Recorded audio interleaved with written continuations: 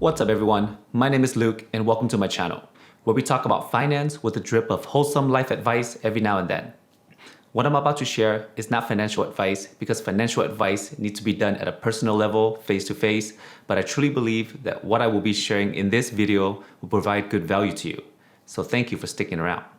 It is now May of 2022, and at the time of this recording, the S&P 500 is down 19%, which is 1% away from officially bear market. The tech-heavy NASDAQ is officially in the bear market territory, down 26% from its high, and more growth-oriented and more speculative ETF like ARK is down a whopping 72%.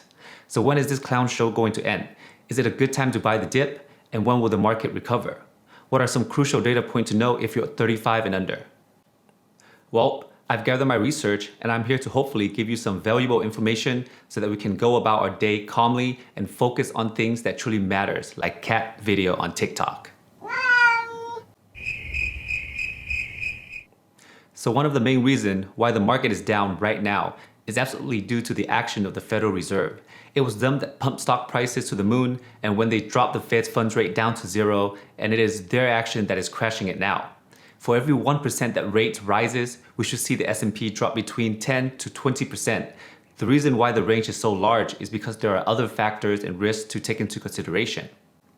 We can sort of forecast where the Fed funds rate will go by looking at the 10-year Treasury rate.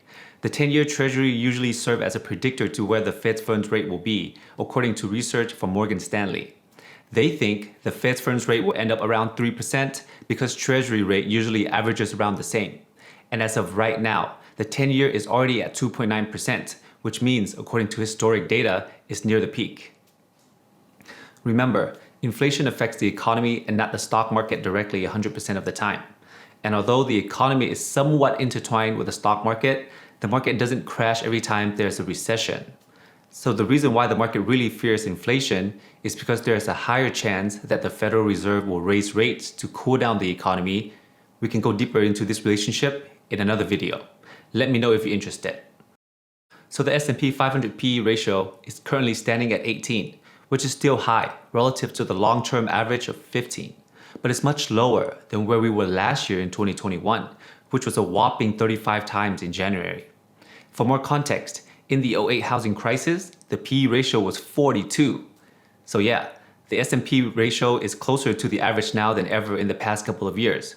Now that you know the long-term S&P average, you can always go to multpl.com to check the historic and current S&P PE ratio.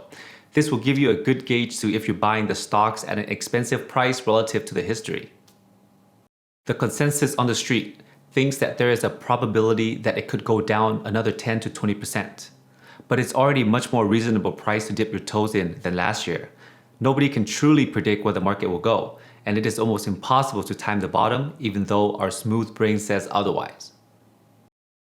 The younger that you are, the less you have to fear if you focus on the long term.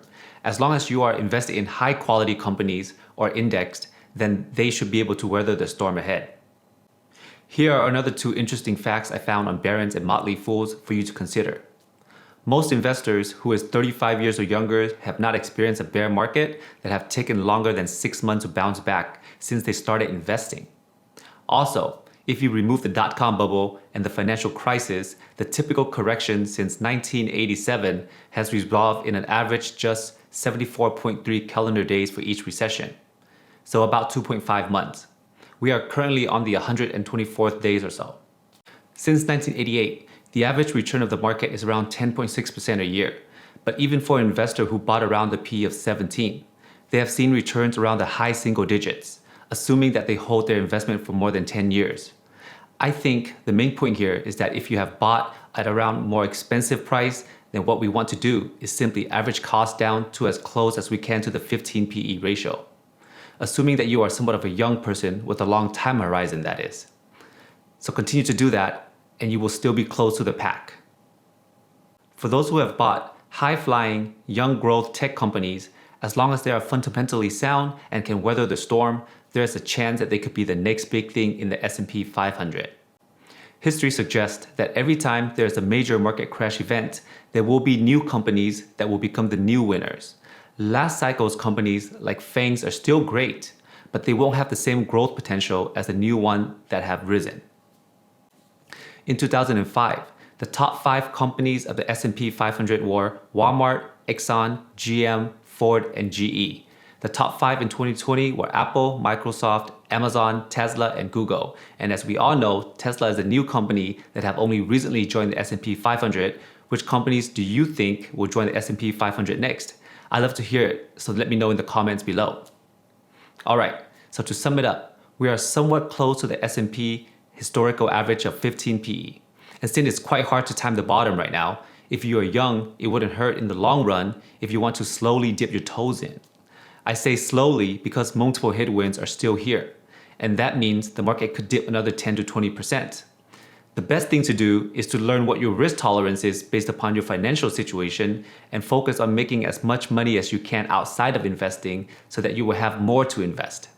And also, remember that the biggest asset while we are young is actually ourselves.